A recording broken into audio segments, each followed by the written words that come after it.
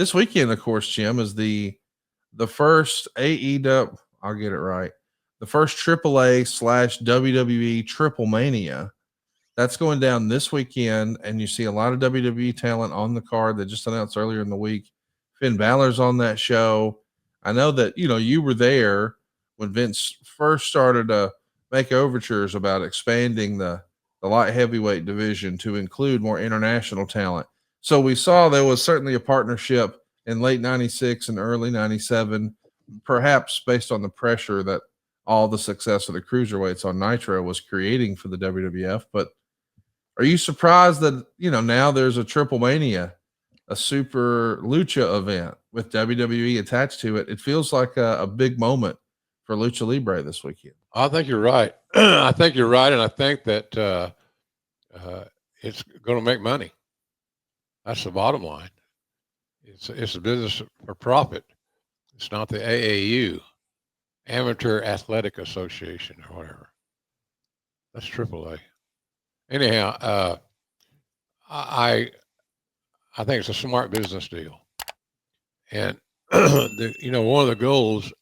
Pardon me, I have a frog in my throat, and he's bellowing. So I think that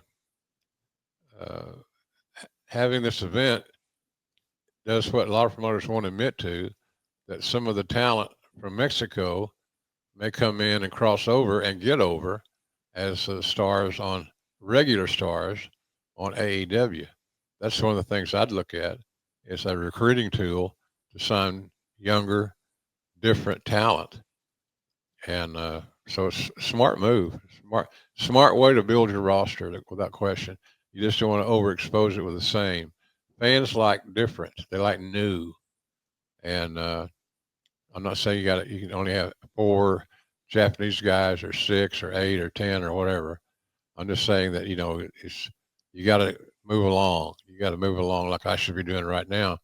Move along and see who you can find. All you got to do is find 1 or 2 and you're gold. Well, I'm hoping that we can find Karrion Kross and Scarlett on our TV sometime soon.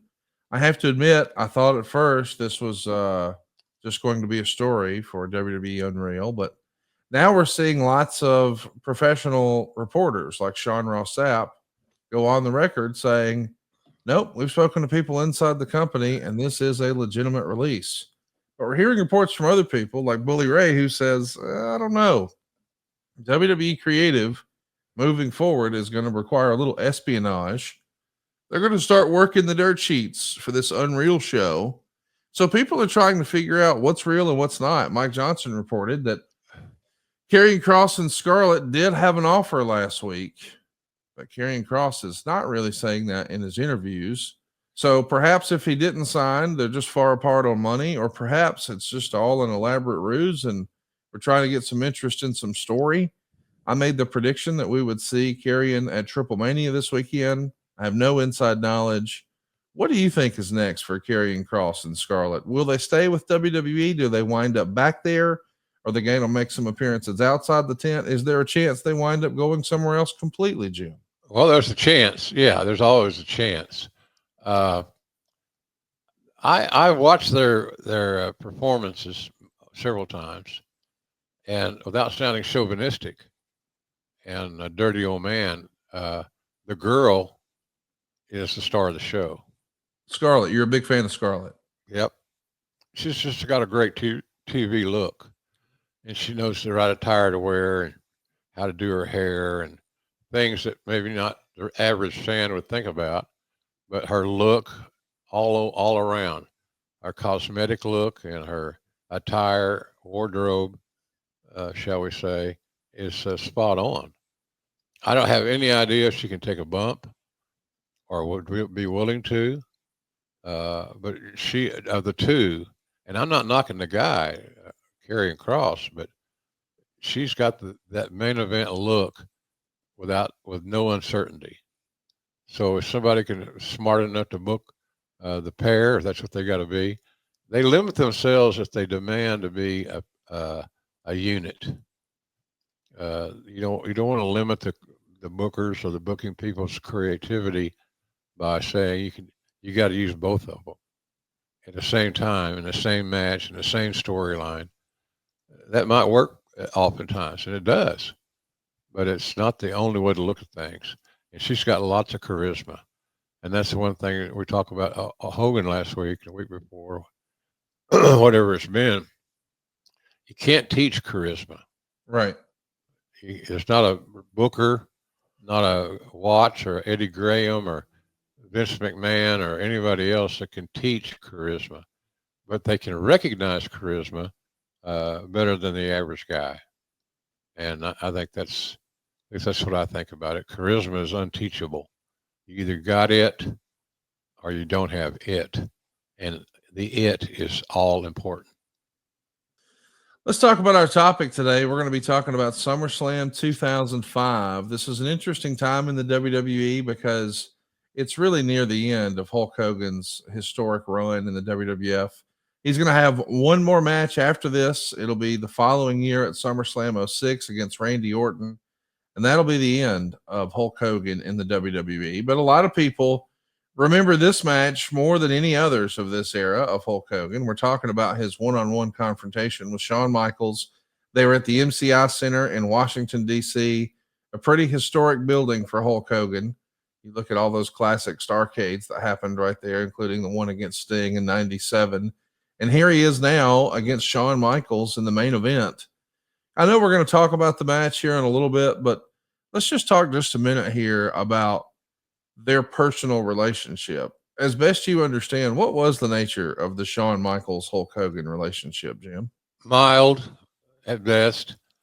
Shawn was the top dog in many people's estimation, including mine, because he had the ear of the boss.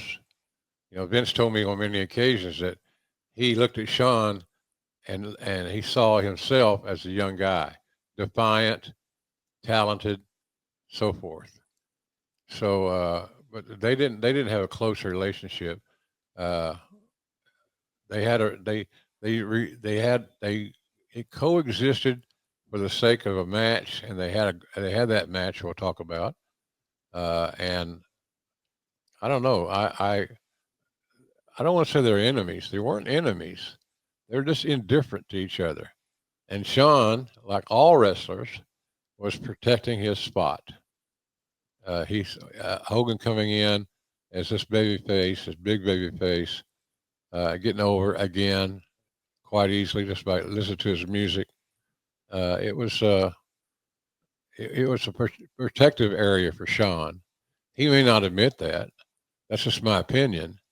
But they had a performance for the ages. SaveWithConrad.com. My name is Rajiv. I'm in Sacramento, California. I came to Save with Conrad because I've heard Conrad talk about how he helps people all the time save money and the best route to go for getting some mortgages and finances done. And having heard so many different testimonials in the past, it made the most sense to go this route.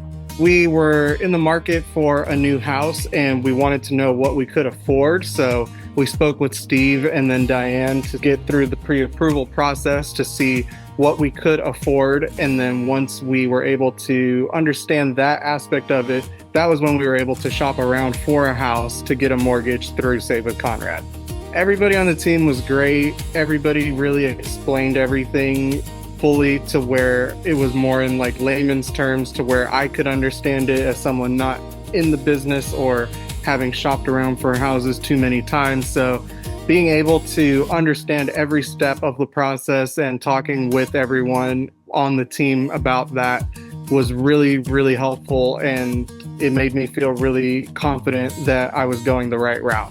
I would definitely recommend Save with Conrad to others. I know that sometimes people look at it and they go, oh, they're based in Alabama. What could they help me with? But I'm out here in California and they were able to square everything away and get things done really quickly, as opposed to sometimes even people out here don't move as quickly as the Save with Conrad team. So everything was really well done, really efficient, and I would definitely recommend Save with Conrad to others.